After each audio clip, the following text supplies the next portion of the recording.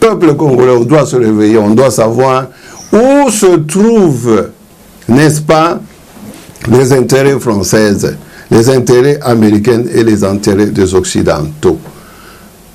Voilà. Ce n'est pas protéger le Congo, c'est vouloir financer des guerres au Congo afin qu'ils puissent contrôler les richesses, nos richesses et mettre au pouvoir les personnes de leur choix. On ne peut pas continuer à être trompé comme ça et à être naïf, parce qu'il y a des gens qui croient, qui applaudissaient même en Afrique. Il y a certains politiciens qui perdent la tête, qui déraisonnent, qui, n'est-ce pas, vous-même vite en besoin pour condamner Etienne et Félix Tshisekedi. Donc ici, je pourrais dire, en ce qui concerne l'intervention de Macron et les réactions de président Félix, bravo Félix, président Félix, il a été vraiment à la hauteur de cette discussion et l'Afrique et le monde lui ont un budget ou un financement considérable pour la relève de notre armée. Et il s'empresse à venir accuser Tshisekedi même d'une faiblesse qu'il a trouvée, parce que cette faiblesse a été, n'est-ce pas, héritée du pouvoir de Kabila, que nous tous nous connaissons, était complice de Kagame, et complice de AFDL, complice de RCD Goma. C'est avec la complicité de Joseph Kabila qui est en mèche avec le Rwanda pour avoir infiltré beaucoup d'éléments rwandais dans notre armée. Et voilà Macron qui veut faire vraiment l'aveugle, qui veut faire le sourd devant cette réalité. Il ne pointe pas du doigt ce problème que l'ancien président Joseph Kabila a cette responsabilité d'avoir accepté des accords impossibles qui ont affaibli notre armée. Team France Télévision, Team France Télévision, Team France Télévision, Salande Makam. Voilà, mesdames, demoiselles et messieurs, bonjour et bonsoir, ça dépend à l'heure à laquelle vous êtes en train de suivre à travers cette émission. Tout sur la Pona Congo avec Yannick Wenge, Moto Atonda Nakati Kibonzambe. Mesdames, demoiselles et messieurs, à travers cette émission, tout sur la Pona Congo, Toye Awa, vous comprenez, ce qui te commis Awa, na mouvement Congo Paradis MCP Kokutanana, le président Bruno Katumpa. Proto sur l'actualité et le Karanambo qu'on a biso. Mesdames, Mesdemoiselles et Messieurs, on va parler sur manifestation et à Rwandais, Liboso et à ambassade et à RDC, d'après Toria Torosola, on peut Torosola sur arrivée. Il y a président Macron, président français, na Kinshasa, Penenga Zagina Bandal, la Komelana, Fali Poupana, Mouya, ministre et Torosulisa, na Rosomamba SAP. Arrivé à président Fachi, Nengayaki, Narazafu du Sud Mikolo, Tukoleka Liko. Pour Makambuya, pour Makambu, il y a Indaba, le président Fachi, Ayaki Awa, en tout cas, Torosolango tout au long de cette émission. Merci beaucoup, tout vous a branché, vous a toujours branché dans cette émission déjà. Je reçois déjà mon invité, il s'agit du président Bruno Katumpa. Le président Bruno, bonjour. Bonjour, président. Yannick Wenge, bonjour, content d'être encore avec toi. Devant ta caméra, ça fait quelque temps que nous ne sommes pas retrouvés. Voilà. Comment vous allez? Non, très bien, mon petit. Ça va très bien, mon frère. Ok, merci beaucoup, président. Oui. Première question, on va parler sur l'arrivée du président Macron à Kinshasa et conférence de presse entre Macron et le président Fachi et plusieurs présidents mouvement Congo Paradis. Et puis Naza, aussi membre du comité fédéral UDPS Afrique du Sud. Particulièrement, il faut rappeler le Gowana parce que peut-être on n'avait pas fait une émission où on l'avait fait sur ça. Bon, ils en rappellent. Donc Naza aussi secrétaire fédéral chargé de l'organisation et implantation du parti en Afrique du Sud. Donc voilà, vous avez parlé de l'arrivée de Macron et vous avez parlé aussi de l'arrivée, et on parlera aussi de l'arrivée du président Félix Tshisekedi en Afrique du Sud, plus particulièrement à Cape Town. Et on parlera aussi, je crois, de l'enrôlement de des électeurs en Afrique du Sud, à Pretoria, particulièrement à notre ambassade, et des protestations auxquelles on a assisté avec les Rwandais devant l'ambassade. Ça a créé une grande polémique et les gens en parlent. Bon, voilà, je crois qu'on a autant de sujets sur lesquels on peut parler aujourd'hui. Mais comme je suis aussi membre actif de l'UDPS, bon, j'aimerais d'abord parler sur l'arrivée de Macron à Kinshasa. Bon, écoute, c'est une arrivée, d'abord, beaucoup de gens étaient mécontents que Macron puisse arriver au Congo. Il y a eu des protestations, certes, mais je sais que, connaissant très bien le climat politique chez nous au Congo, bon, il y a ceux qui étaient mécontents de son arrivée, vu toutes les accusations contre la France en Afrique. Vous voyez Burkina Faso, Mali, Centrafrique. Et les gens ont pu lier la France dans les mauvais coups quand ils pensent comment ils ont été impliqués dans la mort de Kadhafi, comment plusieurs fois les Français, dans leur programme France-Afrique, ils ont été accusés pendant longtemps d'être à la base des coups d'État et du pillage grâce au régime dictatorial qu'ils ont soutenu. On a vu des gens comme Houphouët-Boigny et l'ascension de Ouattara au pouvoir. Vous savez, Ouattara, les conditions dans lesquelles il a pris pouvoir. Vous avez des gens comme les Eyadema qui ont été succédés par son fils. Vous avez des gens comme Omar Bongo qui ont régné juste qui a fait 40 ans presque au pouvoir grâce à la France. Et voilà, nous avons des gens comme au Cameroun, Paul Biya, qui reçut toujours en pompe malgré sa vieillesse là, son incapacité physique, mais soutenue hélas par la France. Et vous voyez la France qui soutient d'un côté des présidents qui sont là au pouvoir de manière éternelle, qui aussi se donne, n'est-ce pas, je ne sais pas, ce droit-là de s'impliquer dans le processus électoral, particulièrement au Congo, avec des déclarations vraiment incendiaires de Yves Le Drian, qui, jusque après les élections au Congo, il s'insurgeait contre les résultats. Et nous savons que la France n'était pas contente qu'un autre candidat qu'ils avaient plébiscité avec Genève, un montage et nous le savons bien, surtout nous qui vivons en Afrique du Sud, que Genève c'était un montage des multinationaux qui voulaient inviter les politiciens congolais à trouver un compromis en dehors du pays et imposé, facilité par la communauté internationale, que des politiciens avertis puissent donner de crédit à une telle approche. Et c'est vraiment regrettable parce qu'au moment où le reste de l'Afrique est en train de vibrer contre la fin de l'hégémonie française avec l'échec de la France et la sortie honteuse ou humiliante de la France du Mali et du Burkina Faso. Et du Burkina Faso, on citera aussi l'Afrique, le Centrafrique. Donc je disais que les déclarations aussi de Macron dans toute cette panoplie de questions et d'implications. Vous voyez la France qui déclare derrière moi, qui déclarait toujours un soutien inconditionnel à Paul Kagame et qui remuait la langue quant au soutien qu'elle, n'est-ce pas, elle offrait à Paul Kagame. Eh bien,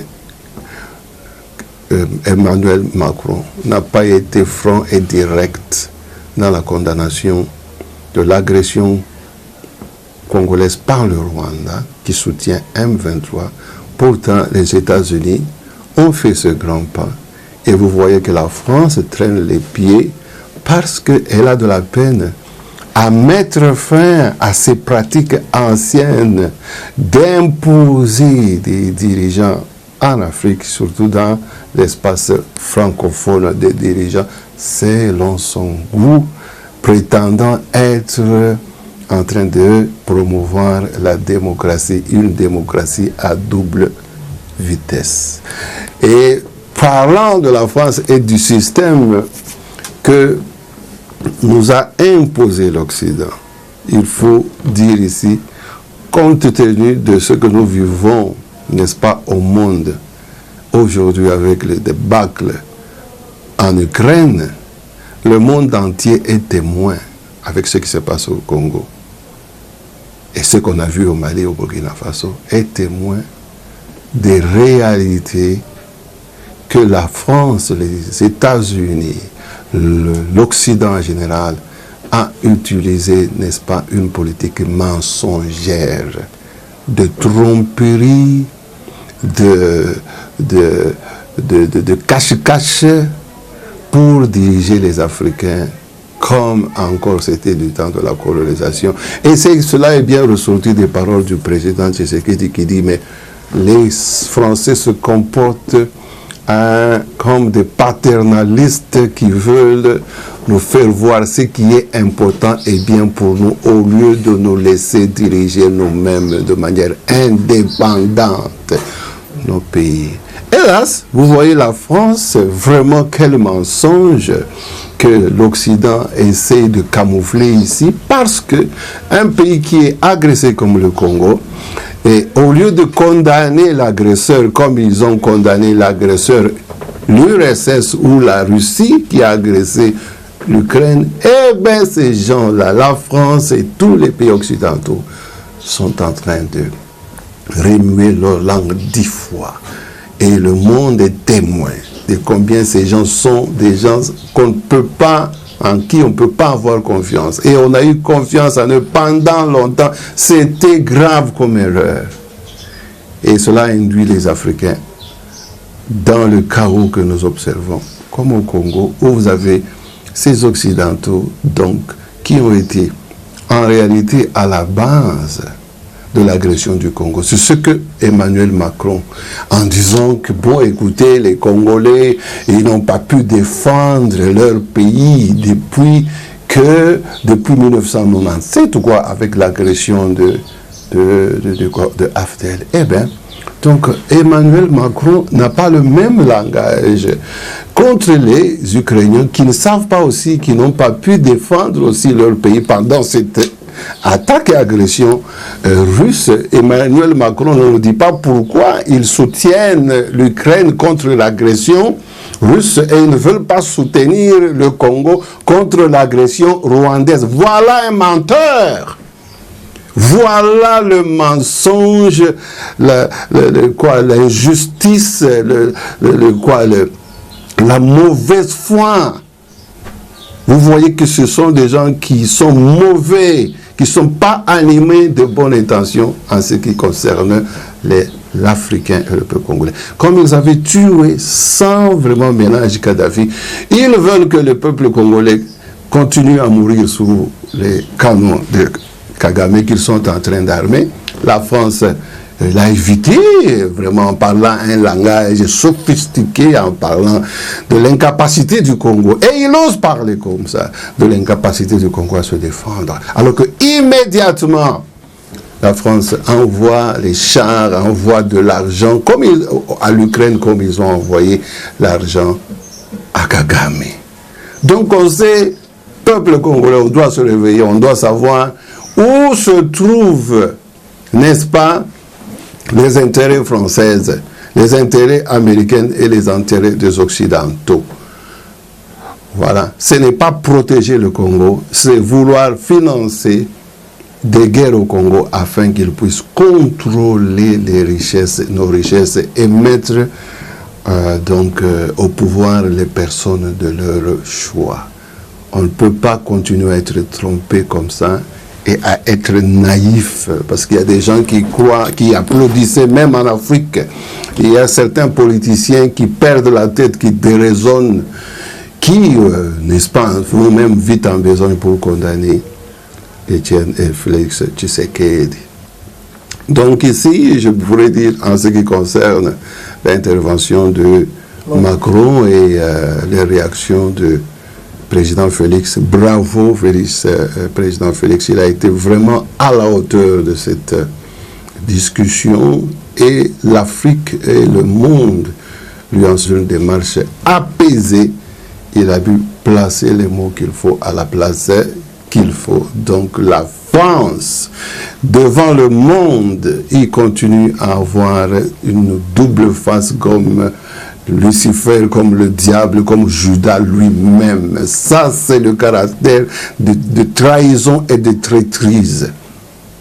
Des gens qui veulent nous donner foi dans la démocratie, alors que la démocratie, c'est seulement un moyen pour cacher leurs mensonges, pour cacher leurs véritables intentions et imposer, n'est-ce pas, des régimes à leur intérêt. Okay. Donc voilà, c'est ce qui se passe au Congo et nous saluons vraiment la position ferme du président. Et oui, ferme mais aussi souple, élégante et diplomatique du président. Okay. Merci beaucoup, président. En parlant, président, de la manifestation, bon, Yannick Wenge, vous avez parlé des Rwandais qui ont protesté devant notre ambassade à Prétorian, réclamant aussi le droit d'être enrôlés et de voter comme les Congolais. C'est vraiment dommage, à ce que je sache, les règles d'enrôlement et les règles de vote sont claires. Tout Congolais qui présente les documents requis par la CENI, il vient individuellement se faire enrôler. Et voilà des gens qui viennent en communauté, en groupe, et qui viennent, n'est-ce pas, réclamer ce droit de vote, alors que le processus d'enrôlement se fait de manière individuelle. On voit que c'est vraiment une mise en scène politique qui n'est pas hasardeuse, qui n'est pas une coïncidence, parce qu'elle avait l'intention de lancer un message pour, n'est-ce pas, être en symbiose avec l'arrivée de Macron à Kinshasa. Nous savons que les Rwandais sont soutenus par Macron et ils voulaient faire entendre cette voix pour faire pression et attirer l'attention de l'opinion internationale afin de mettre mal à l'aise le gouvernement congolais.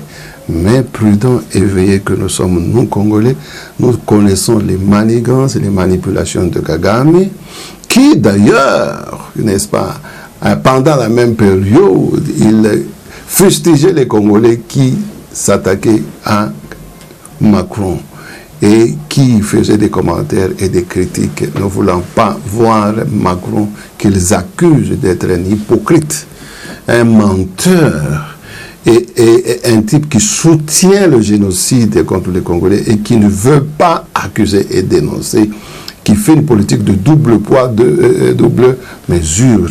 Donc, au lieu de condamner l'agression du Congo, lui qui prétend être du côté de respect de l'intégrité territoriale de tous les pays au monde, mais en ce qui concerne le Congo, curieusement, Macron ne parle pas de l'intégrité seulement du Congo, mais il parle de la faiblesse du Congo à ne pas pouvoir se défendre, chose qu'il n'ose pas faire pour l'Ukraine. Déjà, la première année de la guerre en Ukraine, les voilà tous avec des millions de dollars en train de donner tous les moyens de défense à l'Ukraine pour qu'elle puisse se défendre. Combien de moyens les Américains ou les Français ont-ils donné aux Congolais? Combien de moyens les Français ont-ils donné précisément au président Félix Tshisekedi depuis qu'il est au pouvoir? Ça fait maintenant bientôt 4 ans, 3 ans, 4 ans. Et quels sont les moyens que Macron a donnés à Félix Tshisekedi pour remonter son armée? Ont-ils envoyé des chars, ont-ils envoyé des avions au Congo pour soutenir notre armée? Ont-ils donné un budget ou un financement considérable pour la relève de notre armée? Et ils s'empressent à venir accuser Tshisekedi même d'une faiblesse qu'il a trouvée, parce que cette faiblesse a été, n'est-ce pas, héritée du pouvoir de Kabila, que nous tous nous connaissons, était complice de Kagame, et complice de AFDL, complice de RCD Goma. C'est avec la complicité de Joseph Kabila qui est en mèche avec le Rwanda pour avoir infiltré beaucoup d'éléments rwandais dans notre armée. Et voilà Macron qui veut faire vraiment l'aveugle, qui veut faire le sourd devant cette réalité. Il ne pointe pas du doigt ce problème que l'ancien président Joseph Kabila a cette responsabilité d'avoir accepté des accords impossibles qui ont affaibli notre armée. Et depuis les guerres telles qu'on les a connues au Congo, personne, aucun président, à part Laurent Kabila qui s'était rebellé contre les Rwandais, mais Joseph Kabila n'avait jamais condamné les Rwandais d'être derrière l'agression au Congo.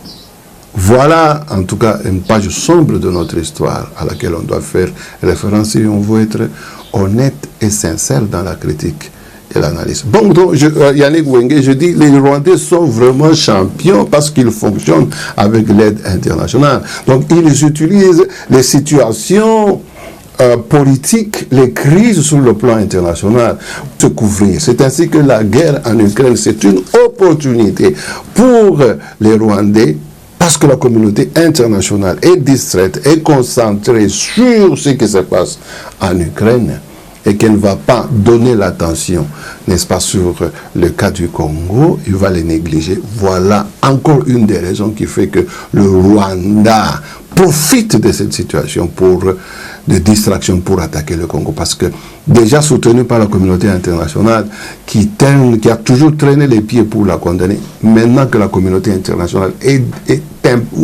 derrière l'Ukraine, est concentrée et préoccupée par la situation en Ukraine, voilà le moment opportun, n'est-ce pas, pour Kagame d'agir en toute impunité. Donc je disais, bon, la venue de président Félix Tshisekedi en Afrique du Sud, pour moi personnellement, Yannick Wenge, c'était vraiment un grand soulagement. J'ai toujours aspiré à ce que le président Tshisekedi puisse renouer avec sa diplomatie envers les pays de la SADC qui, à mon sens, ont joué un rôle capital dans la balance ou l'équilibre de force dans notre région de Grand Lac. On se rappellera que, bien sûr, nous avons une page sombre où vous avez, à l'époque, les Sud-Africains étaient avec les Rwandais quand ils avaient agressé le Congo, le Rwanda et l'Ouganda, du temps de Nelson Mandela, mais toujours les mêmes Sud-Africains du temps de Joseph Kabila. Ils ont pu jouer un rôle important, n'est-ce pas, pour en découdre avec M23. Donc, il faut dire que selon la façon dont la diplomatie avec SADC aura été gérée, eh bien, notre pays en bénéficiera. Vous voyez, donc je trouve que sur le plan diplomatique, d'ailleurs, j'en profite pour attirer l'attention des Congolais sur la visite, n'est-ce pas, d'un officier militaire namibien qui est allé aussi s'enquérir de la situation, n'est-ce pas, sur place. Cela marque, n'est-ce pas, l'implication de la SADC qui est vraiment une force avec laquelle le Grand Lac ne peuvent pas se passer. Donc, Félix Tshisekedi étant venu ici à Mining Indaba en Afrique du Sud, il a passé au moins 4 jours en Afrique du Sud. Peuple congolais, là, donc le retour du Congo dans la scène politique avec, n'est-ce pas, le jeu politique avec SADC, c'est vraiment un moment marquant dans cette guerre qui nous oppose, n'est-ce pas, au Rwanda et à tous les rebelles qui sévissent dans notre pays. Donc bravo pour le président Félix. Moi, je me rappelle personnellement, à l'époque, quand je militais avant les élections, j'ai eu à plusieurs occasions à quelques occasions, la chance de parler au président Félix, alors qu'il n'était pas président de la République, la chance de l'interpeller pour qu'il puisse s'impliquer et faire revivre la diplomatie avec l'Afrique du Sud, donc avec la SADC. Donc c'est ce renouement de politique congolaise avec la SADC est vraiment à saluer.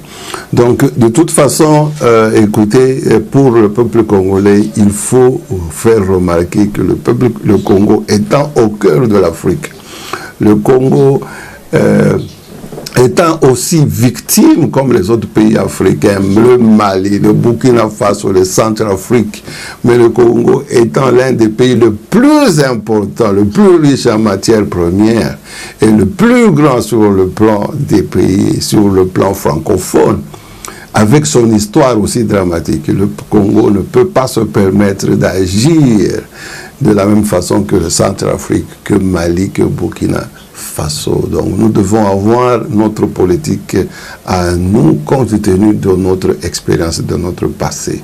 Parce que nous avons des forces qui sont donc impliquées dans la politique au Congo, comme cela n'est pas le cas ailleurs en Afrique. Donc le Congo, c'est un cas unique et ça demande un président vraiment avisé. Et là, je dois féliciter le président Félix d'avoir réussi jusque-là à démystifier tous ces gens qui étaient en train de faire des analyses vraiment erronées sur sa personne. Il a maintenant fait ressortir, n'est-ce pas, une grandeur endormie et ignorée ou inconnue dans sa personne et son leadership. Bravo à lui. Et moi, étant aussi membre actif de l'UDPS en Afrique du Sud, je me joins à tous ceux qui travaillent autour de lui pour l'aider dans sa tâche. Je me joins à eux pour le soutenir dans cette tâche dure et lourde qui est de relever notre pays, de mettre fin à la guerre et de redorer l'image du Congo partout au monde avec une démocratie agitante et agressive, comme il l'a fait jusque-là. Alors, je vais terminer par là, Wenge, en disant, vraiment, nous, les membres de l'UDPS en Afrique du Sud, nous sommes vraiment dans cet élan et nous voulons contribuer à tant ça peut à renforcer, n'est-ce pas, notre pouvoir et à renforcer, n'est-ce pas, le mandat du président Félix en mobilisant le plus possible les électeurs pour que le président Félix puisse avoir la majorité afin que nous puissions avoir, n'est-ce pas, à balancer dans le pouvoir au Parlement et que nous puissions donner un deuxième mandat à notre président. Donc voilà, Yannick Béhongue, je ne sais pas quelle est la question que tu veux me poser avant qu'on puisse conclure. Pour qu'on puisse conclure, on peut parler sur la situation parce qu'il se passe à l'est du pays. C'est aujourd'hui, Rwanda, côté à Goma, le pays palpite à Makassi. Qu'est-ce que vous pensez? Bon, le M23, comme je disais, nous avons la présence de la force est-africaine, de la communauté est-africaine, à l'est. Ça cause vraiment des malaises au sein de l'opinion congolaise. On n'a pas tellement confiance dans ces forces, parce que c'est comme à l'époque, nous avions la MONUSCO qui hésitait dans les mandats qu'il exerçait par rapport, n'est-ce pas, à la sécurité dans cette zone où ils étaient là comme des observateurs, juste pour maintenir la paix, alors qu'il y avait besoin de maîtriser, de mettre fin à l'agression des rebelles. Donc si la force de l'Afrique de l'Est est là pour juste faire la même chose que la MONUSCO avait faite jusque-là, et cela n'a pas aidé à balancer les choses dans notre faveur. Je pense que, comme je parlais et j'évoquais l'intervention ou l'entrée en jeu de la SADC Je trouve que nous allons dans un moment déterminant et aussi il faut évoquer le fait que notre armée a besoin du temps. C'est pourquoi nous allons nous appuyer de manière transitoire, mais pas pour toujours, sur ces forces d'intervention. Déjà à l'époque de Mobutu, vous savez, à l'Est, avec l'histoire de Kamanyola et tout ça, Mobutu était à mesure avec notre armée, sans l'aide d'aucune autre armée dans la région, de reconquérir les espaces qui étaient contrôlés par les rebelles et de maintenir la sécurité et la paix dans cette région. Donc cela est possible avec la relève de notre armée et l'implication du président à pouvoir doter cette armée de tous les moyens possibles et du budget adéquat pour soutenir les hommes qui sont au front. Je pense que le deuxième mandat et la fin mandat du président Félix arrivera à relever ce défi de pouvoir remettre notre armée dans ses capacités de pouvoir assurer la sécurité et la paix dans les zones affectées. Donc, Yannick Wenge,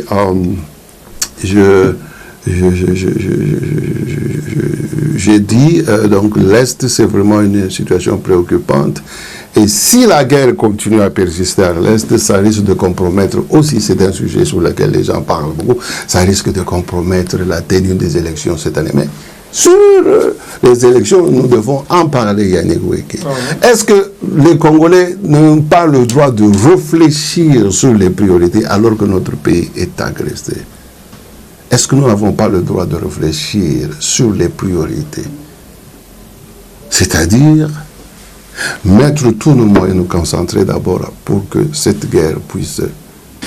ou concentrer nos moyens pour les élections.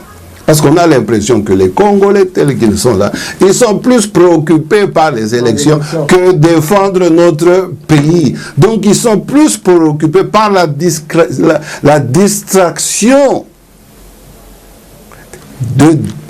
des élections soutenues par la communauté internationale. La même communauté internationale qui finance le Rwanda, notre agresseur.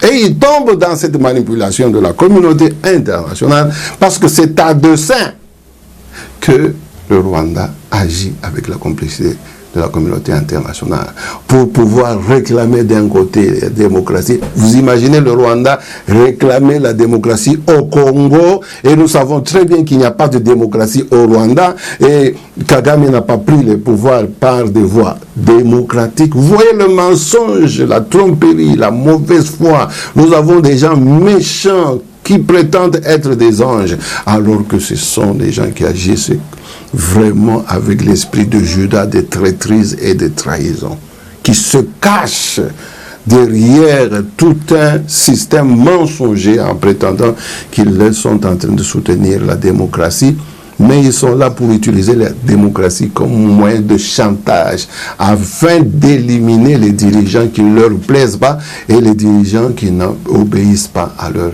intérêts. Ils l'ont fait avec Kadhafi.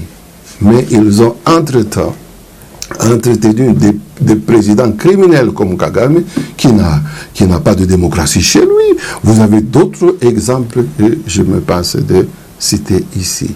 Donc nous avons un rôle à jouer, nous aussi les Congolais, par rapport à ce qui arrive à l'Afrique de l'Est, pour réveiller un peu la conscience africaine en disant bien que nous soutenons ce qui arrive en Afrique de l'Est, donc ce réveil-là du peuple malien, ce réveil-là du peuple burkinabé, nous voulons vraiment, moi c'est mon souci le plus ardent, que les Congolais puissent se réveiller et comprendre et reconnaître notre véritable ennemi, qui est la France avec tous ses partenaires de la communauté internationale et du monde occidental, qui dirige un système diabolique de mensonges, de traîtrise, un système où il n'y a pas de sincérité, où ils sont malhonnêtes. Et ils manipulent des soi-disant opposants chez nous pour perpétuer leur système de mensonges, parce qu'ils utilisent le mot démocratie que quand ils se retrouvent devant des candidats qui ne leur plaisent pas. Vous voyez? Donc, j'ai toujours été de la pensée, de l'opinion, que nous devrions avoir une démocratie à l'africaine. Ici, Emmanuel Macron a parlé de quoi? D'un deal africain quand il parle des élections de 2018. Mais moi, je voudrais aller loin en disant, bon, nous avons besoin, nous, Africains, de repenser notre système démocratique en essayant de l'adapter, n'est-ce pas, aux réalités africaines et d'empêcher l'implication de la communauté internationale et du monde occidental qui n'est pas honnête, qui n'est pas sincère, qui agit pour leurs intérêts obscurs et sont à la base du chaos qui s'est installé chez nous. Donc nous devons faire un effort pour que cette conscience, cette prise de conscience puisse donc être dans le cœur des peuples congolais pour qu'ils comprennent que nous avons affaire ici.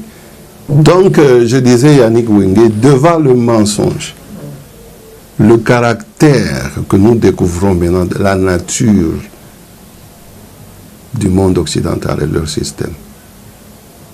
Donc nous en appelons au peuple congolais à un véritable réveil où nous devons, n'est-ce pas, trouver un compromis à l'africaine et ne pas être divisés devant cet ennemi commun que nous devons identifier et nous devons être d'accord qu'il est un ennemi commun. Et je disais, la France, les États-Unis, le monde occidental se trouvent malheureusement dans le monde, dans le camp de l'ennemi.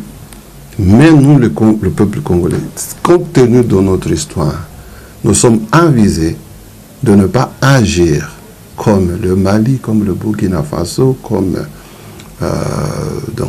Centrafrique. Parce que déjà, vous voyez que le Rwanda a été mis là-bas pour contrebalancer tous les efforts que nous allons faire pour être réellement indépendants. Donc le Rwanda, c'est un pays ennemi qui est contre le bien-être des Congolais parce qu'il est utilisé, n'est-ce pas, pour empêcher le peuple congolais à jouir de son autonomie et de sa véritable indépendance.